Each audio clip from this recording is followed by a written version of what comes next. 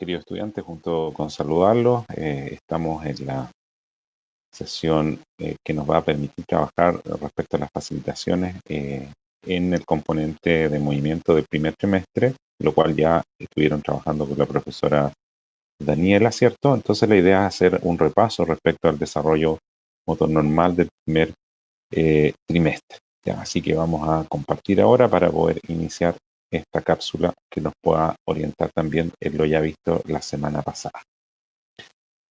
Nuevamente es importante hacer recuerdo del desarrollo sensorio-motor normal en el primer trimestre, dado que esto les permitirá tener una mejor concepción respecto al tratamiento que deben enfocarse en las facilitaciones. Como ya vieron con la profesora Daniela, hicieron un primer trabajo respecto a la facilitación en posición supino hasta llegar al giro. Aquí en esta clase veremos principalmente elementos del desarrollo sensor motor hasta el primer trimestre, 3 meses, y que haga relación y que podamos ir enlazando con el tratamiento.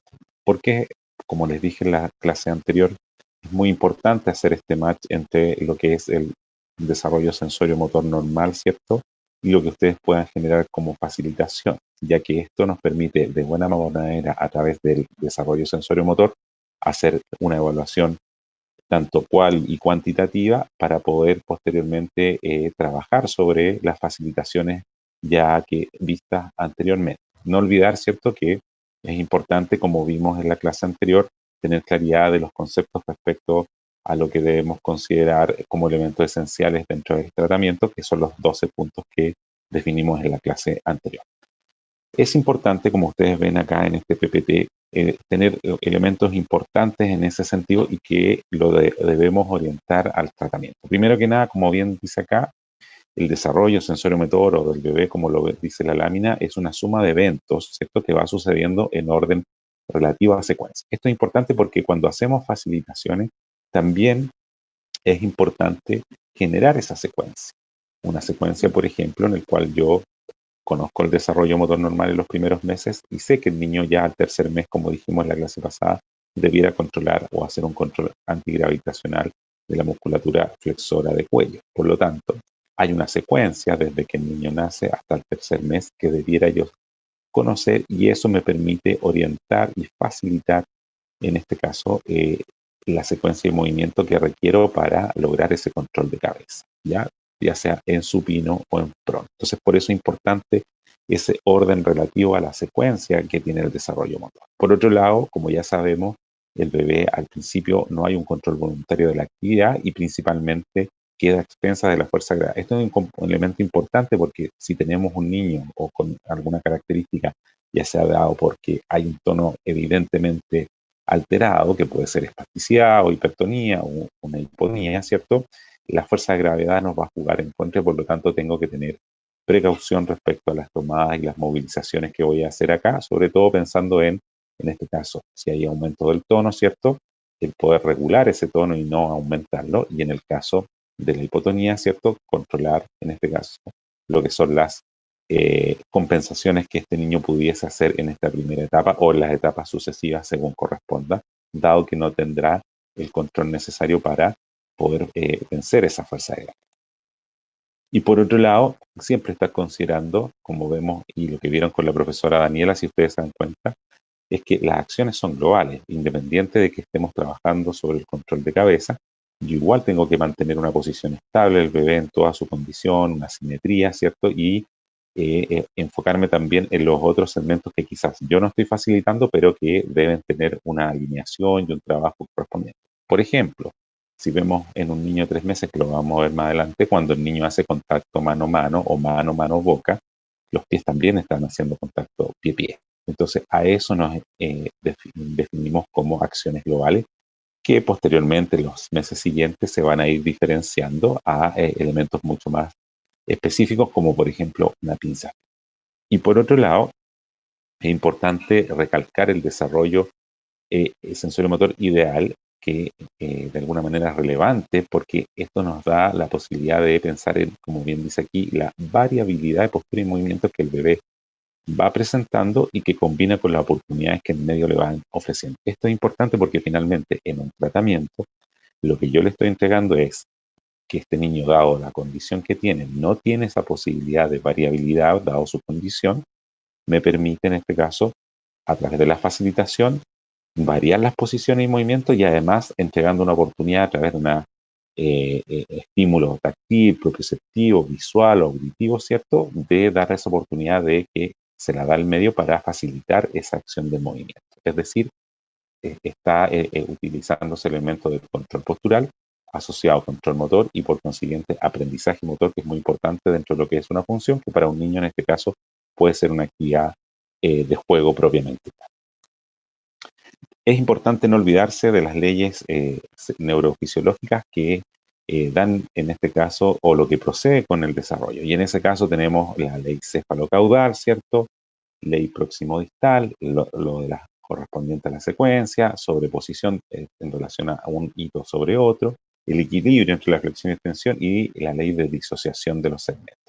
Esto es importante porque cuando yo ejecuto acciones de tratamiento propiamente tal, dado la facilitación, utilizo la ley cefalocaudal. ¿Qué quiere decir esto? Que primero debe haber un control de cabeza, tronco y extremidades. Alguno me podrá decir, bueno, por ejemplo, si yo tengo un niño mayor de 11 o 15 meses que todavía, por ejemplo, no ha logrado el caminar o todavía está en un proceso de control de tronco, ¿yo podría bipedestarlo? Sí, podría ser saltarme de alguna manera la ley cefalocaudal, pero como una perspectiva más de tratamiento terapéutico en el cual el niño requiere una bipedestación asistida, por ejemplo, pero manteniendo las condiciones como las. Y por otro lado, la ley próximo distal importante en relación al control en este caso proximal, cintura escapular, cintura pélvica, sobre el cual yo manejo la facilitación que me permite entregar una mejor condición, ¿cierto?, de estabilidad para poder desarrollar posteriormente facilitaciones desde segmentos más alejados, ¿cierto?, como son las extremidades superiores e inferiores, desde rodilla o en este caso tobillo o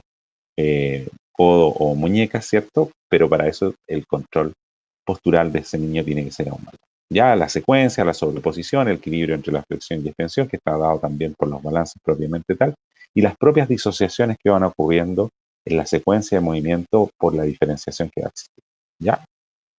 Entonces es importante, como dice Lois en esto, que el desarrollo de la extensión es muy importante para la estabilidad, pero el desarrollo de los flexores antigravitatorios del supino son críticos para el desarrollo motor.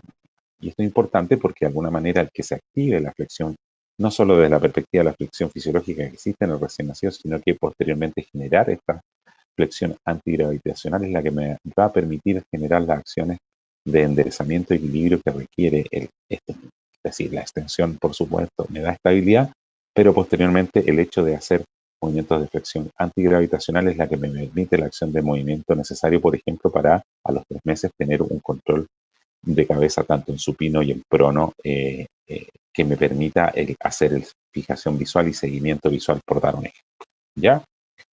Importante considerar los elementos del recién nacido, como ustedes pueden observar aquí en la fotografía, ¿cierto? Vamos a marcar un poquito acá, ¿cierto? Centro de gravedad, que lo vemos que está más hacia lo que es la parte cefálica, ¿cierto? Y que a medida que va el desarrollo, en este caso el centro de gravedad irá hacia caudal. Ya observamos esta flexión fisiológica, el centro de gravedad, donde se encuentra, si vemos las extremidades superiores, en asa, lo mismo en las extremidades inferiores, ¿cierto? Con una retroversión pélvica que a medida, como bien decimos, que van a ir ocurriendo las semanas, esto va a ir mejorando en extensión, pero esa extensión combinada con una flexión ahora antigravitacional para iniciar lo que denominamos en el control de cabeza, ¿cierto? Podemos ir observando acá ya hace esta semana, ¿cierto? Lo que podemos ver es un mejor enderezamiento de lo que es el tronco, ¿cierto?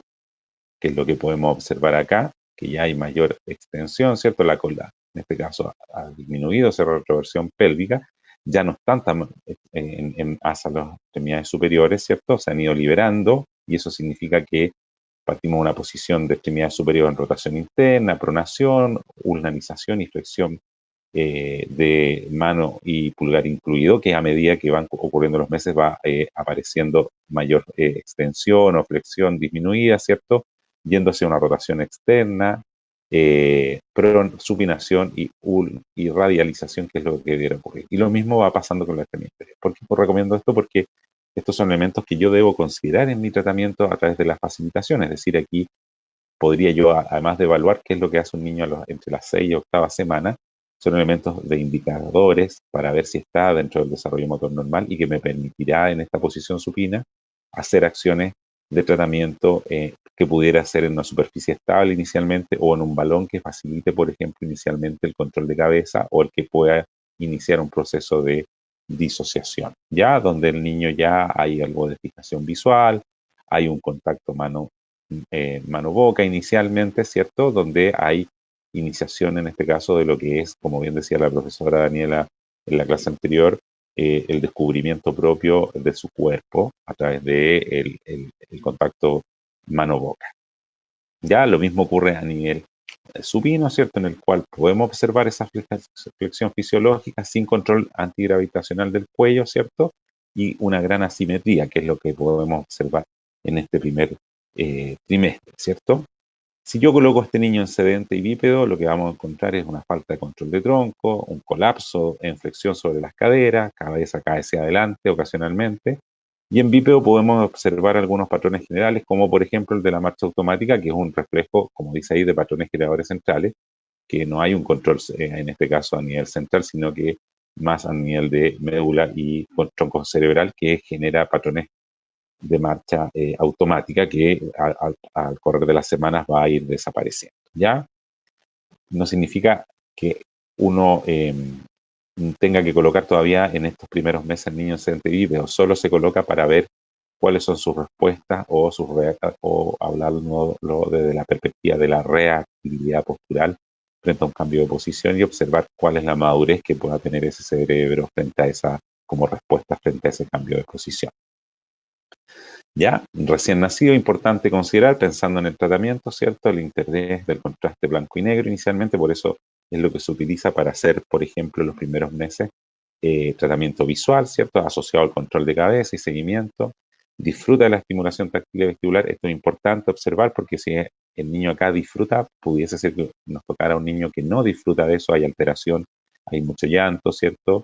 Frente a los cambios de posiciones o al tocar el bebé, es porque pudiese ser que haya una alteración desde esa perspectiva. Por otro lado, ser alimentado en brazo y que le hablen es muy importante para el recién nacido. Quizás aquí también un elemento a considerar es que el niño, por ejemplo, tenga problemas de alimentación o de succión, dado que hay una marcada extensión, ¿cierto? Que no es la que corresponde para este niño y que no genere, por ejemplo, que pueda hacer una adecuada succión, ¿cierto? Ya sea porque, por ejemplo, puede haber sido un prematuro que ha tenido la intervención desde la ventilación mecánica, en el cual ha sufrido una agresión a nivel orofacial que impide, por ejemplo, generar una buena succión inicial de parte de esto. 4 semanas, como bien decíamos, un mes ya, hablamos de que la gravedad del desarrollo de la extensión ha reducido, como vimos en la fotografía anterior de la flexión fisiológica, y podemos observar un niño mucho más maduro. Entonces, esto es importante relacionarlo con las facilitaciones de las cuales yo voy a hacer. Entonces, si voy a hacer un trabajo de secuencia de contacto visual, tengo que tener claridad qué es lo que está ocurriendo a la 4ª semana, a la 6ª semana, a los 2 meses y a los 3 meses, ¿ya? Y va en concordancia con el control postural de ese niño en relación a el control de cabeza con los mecanismos de enderezamiento y el tono postural que ese niño requiere. Pocas diferencias en el periodo no así, a diferencia aquí hay una mayor actividad extensora a nivel de cuello, pero una actividad extensora no anormal que puede ocurrir en nuestros pacientes, y esta bipedestación primaria con marcha automática que va a ir desapareciendo dado esta acción de reflejo, como así el reflejo de Moro o, por ejemplo, el reflejo palmar, que ya a partir del 6º mes ya no hay reflejo palmar como lo que ocurre. Y lo otro es la liberación del pulgar a partir de la 4ª, 6ª semana, en el cual ya el pulgar no está incluido, sino que empieza a liberarse pensando posteriormente en lo que es la aprensión. Segundo mes, gran asimetría, lo que se llama asimetría o reflejo tónico cervical, o lo que llaman algunos el patrón del esgrimista, ¿ya? Porque si hay un patrón tónico cervical asimétrico, estamos hablando de, en este caso, una patología que pudiera estar instalado, sino que en este caso, este patrón que se llama del esgrimista está asociado a un estímulo visual, donde se activan los estímulos laberínticos, ópticos y de enderezamiento, ¿ya?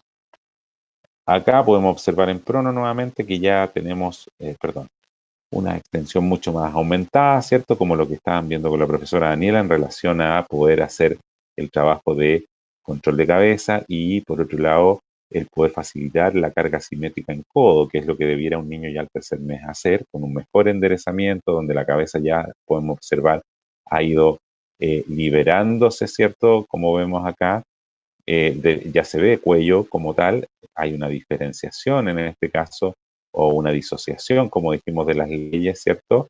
En el cual ha liberado más la cabeza y puede rotarla libremente, hay un enderezamiento de la cabeza, hay más extensión, ¿cierto? Como vimos, a diferencia, el centro de gravedad ya se ubica a nivel más de proceso sifoide, ¿cierto?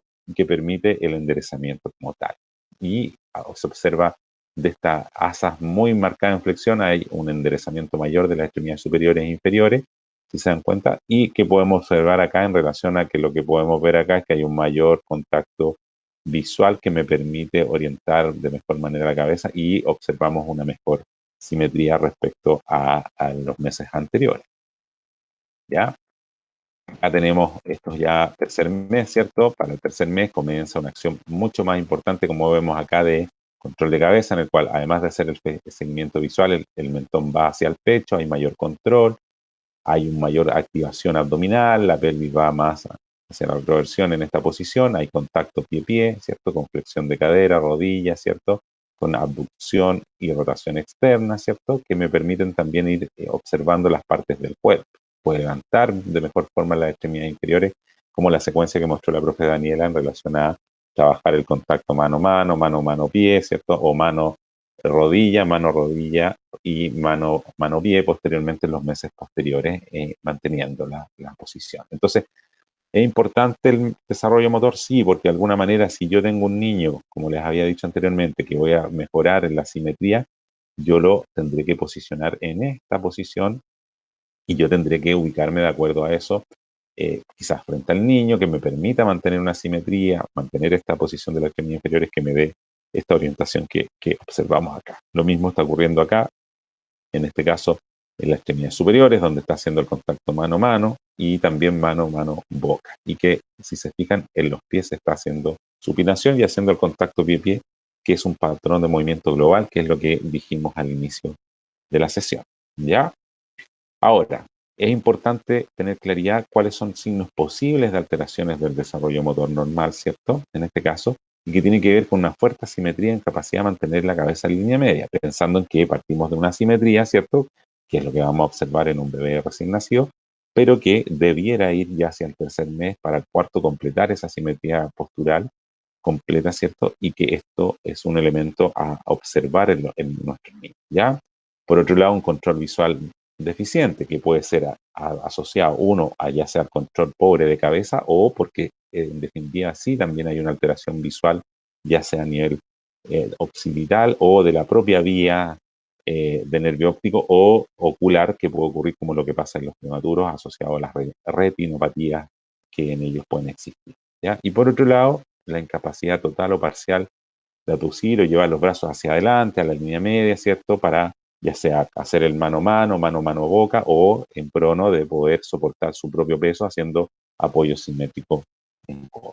¿Ya? ¿Qué es lo que observamos acá? Que esta foto es muy importante y reveladora, ¿cierto? La simetría postural, donde podemos nuevamente hablar de control postural, ¿cierto? Que lo está iniciando a través del tono postural que me permite mantener esta posición simétrica, donde hay mecanismos de inervación recíproca en relación a el trabajo entre la flexión y la flexión antigravitacional y la extensión propiamente tal, en ese balance que nos permite generar la acción de movimiento y por consiguiente las propias mecanismos de enderezamiento en este plano sagital, ¿cierto? Que me permiten mejorar las acciones de enderezamiento de la cabeza, pero también de equilibrio que permiten, como tal, como podemos ver acá, en que el niño pueda fijar la mirada, mantenerse simétrico, tener una estabilidad a nivel de tronco que permite la liberación de las extremidades superiores para hacer el contacto mano-mano, mano-mano-boca, también el contacto mano-pie, ¿cierto? Que permite, perdón, el contacto pie-pie,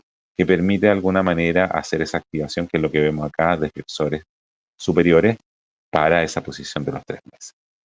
¿Ya? ¿Por qué es importante? Porque eso me sirve como elemento de facilitación hacia lo cual yo debiera intervenir a través de la facilitación desde una manera a nivel proximal, por ejemplo, de cintura, que me permita dar ese posicionamiento o ocupar algún elemento accesorio, como veíamos en las leyes de tratamiento, que puede ser una cuña o una herradura que me dé la posibilidad de utilizar una mejor posición, por dar un ejemplo. ¿Ya? Y por otro lado, lo que vemos acá, mayor activación de la musculatura abdominal, que es muy importante, que me permite hacer una mejor activación de la pelvis y de las extremidades inferiores, como lo que podemos ver acá, en el cual el niño está haciendo una observación de sus extremidades. ¿Ya?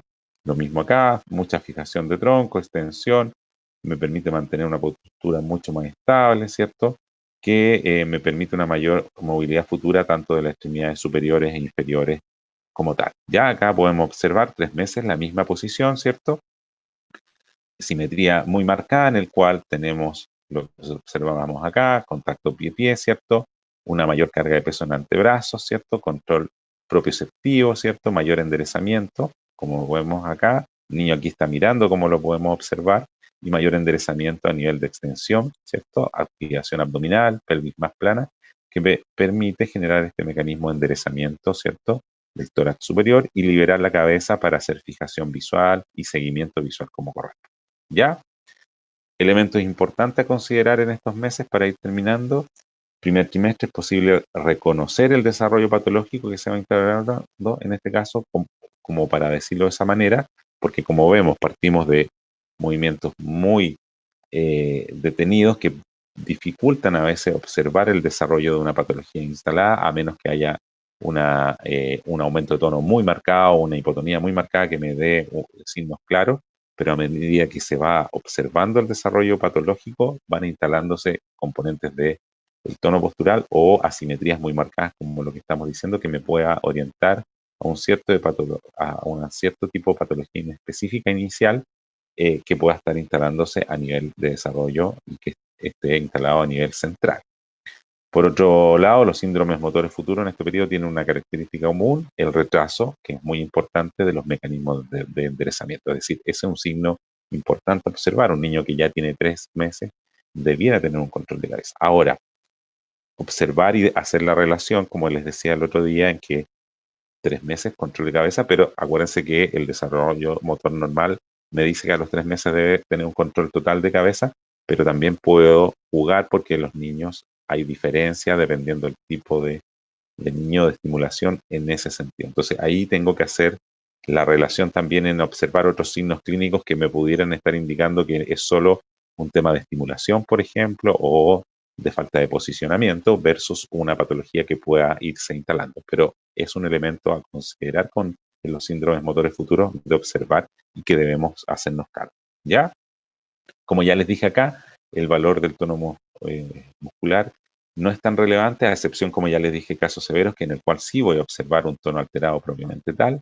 Por otro lado, las formas más severas de la alteración es tan profunda que el niño en reposo, como ya les decía, está ligado a un patrón único, que significa que el niño no logra moverse en la posición y está establecido ya sea en prono o supino en una posición única que no permite moverse.